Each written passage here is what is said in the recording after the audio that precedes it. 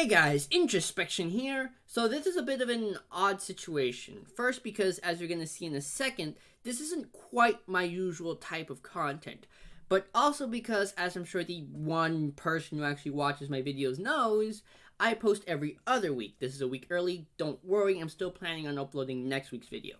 Thing is though, recently I've come across a book called How Not to Be Wrong, which I promise you is not as egotistical as it sounds. And in this book, I actually came across some information about pie, not the pastry. Please stick with me. And given that Pi Day was coming up, I am actually planning to upload this on Pi Day. I thought it would actually be really interesting to go over how pie was discovered. And I know, that sounds really boring, but just stick with me here. Now, most people think they know what pie is, and in a sense they do, 3-point, yada, yada, yada, yada. But think about it.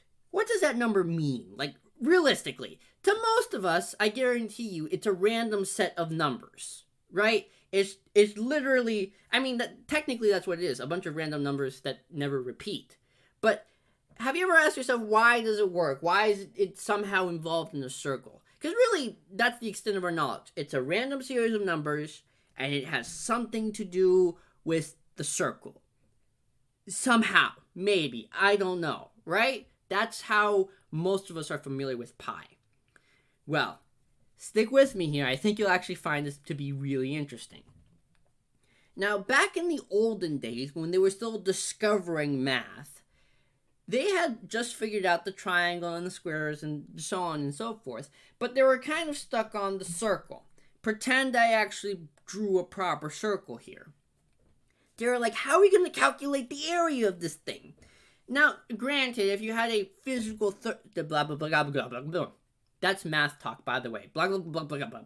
But I'll stick to English for now. Anyways, how are we going to calculate the area of a circle? You could, if you had a physical circle, you could sit there and measure it, sure. But we're trying to figure out how to do this by equations. We're trying to figure out how to do this by limited information. And people really didn't know how to do that. They could do it with a square and a triangle because it had edges, but they really couldn't figure out this whole circle deal. But then they were like, hang on. Let's take advantage of what we already know. So, let's get rid of the circle for a second. We're going to talk about squares. Don't worry, this is going to make sense. All right? So let's pretend this side of the square is 1, 1, 1, 1, right?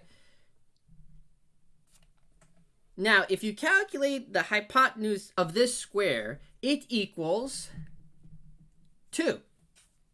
All right? So, what do? We take the circle, and then we put the square in the circle. Right? We know 1, 1, 1, 1. So this circle, or this square, equals 2. Now, we will take a square and put it on the outside, and then we will make it so this is 2, this is 2, or no, is that right?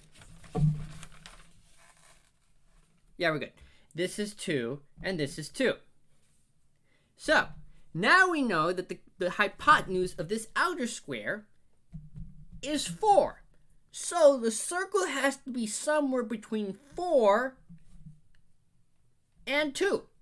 So it's got to be 3, around 3, right? Now stick with me here.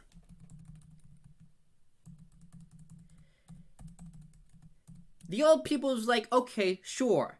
Now we know it's somewhere between 2 and 4, but we need something a little bit more precise than that. Then the smarty pants would be like, we got you. We just give the square more sides.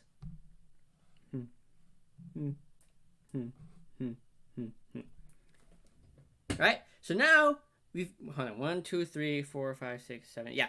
Now we have what's supposed to be an octagon. So, we can calculate the area of this octagon to be 2.8, right? And then we put another octagon. Pretend that's somehow an octagon. And we calculate the outside of it to be 3.31. Yeah, there we go. 3, 1. So now we know that the area of the circle is somewhere between 3 point... What? Come on. You'd think that this problem is only with physical pens. You'd be wrong. It's also a problem with digital pens for some reason. So we know it's between 3.31 and 2.8. So somewhere in this vicinity of 3.1-ish, right?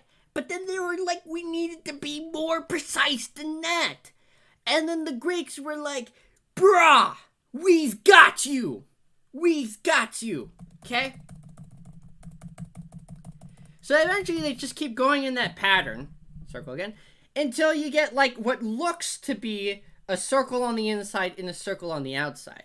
But if you zoom in microscopically, you'll see that it's actually a bunch of lines like this, essentially forming, I don't even know what to call it. It's just a shape with a lot of sides to the point where it almost looks like a circle.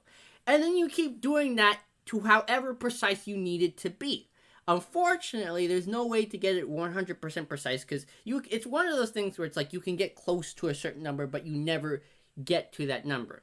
Kind of like you divide 1 by 2, and then you get 1/2, and divide that by 2, and then another half, and that by 2, and another half, and yada, yada, yada. Same deal here. You keep making this more and more and more precise, but you never quite get to the point where it perfectly lines up with the circle. That's why pi goes on for infinite, because it keeps getting closer and closer to the area of the circle, but you never quite get to the precise area of the circle.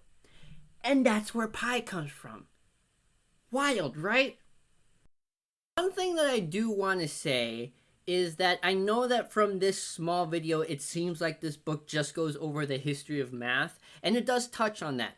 But what this book really goes over, and brace yourself because you're going to fall over in shock when I tell you this, it shows you how to use math practically. I know, it's nuts. I couldn't believe it either when I was reading the original claim at the beginning of the book. But it does. It does. It's nuts. So if you're looking for something to keep you occupied while you're still stuck indoors, or you just want to make yourself smarter, I highly recommend this book. As always, my resources will be down in the description below, so the book will be there.